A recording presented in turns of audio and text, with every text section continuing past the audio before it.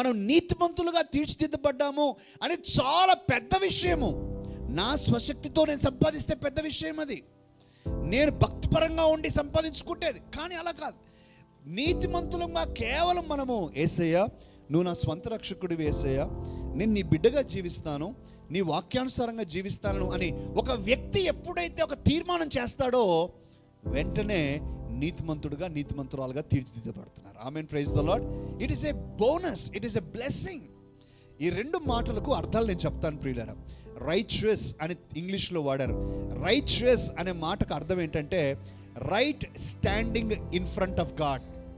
దేవుని ఎదుట శిక్షార్థమైనటువంటి స్థితి కాకుండా సరిపోయిన స్థితి కలిగి ఉండటం అన్నమాట. అంటే దేవుడి ముందు నిలబడితే దేవుడిని నీకు శిక్షించడు. శిక్షార్థమైన పని లేదు ఇక. ఇప్పుడు యేసుక్రీస్తు ద్వారా నీవు క్షమించబడ్డావు. రైచియస్ అనే మాట. రెండవది జస్టిఫైడ్ అనే మాట. జస్టిఫైడ్ అంటే న్యాయబద్ధంగా నీవు దోషివి కాదు అని చెప్పబడ్డాం అనమాట. జస్టిఫైడ్ అంటే అర్థము just as if you did not commit any mistake. Just as if you did not commit any mistake. నువ్వు తప్పు చేయనట్లుగానే. తప్పు చేసాం మనం, కానీ తప్పు చేయనట్లుగా దేవుడు నీకు ఒక అవకాశం ఇచ్చాడు. ఎంత గొప్ప ప్రేమ అండి ప్రియులారా.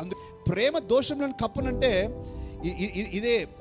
ఇది దోషం అనుకుంటే, ఈ పేపర్ దోషం అనుకుంటే ప్రియులారా, ప్రేమ ఏం చేస్తుంది? కప్పుతుంది.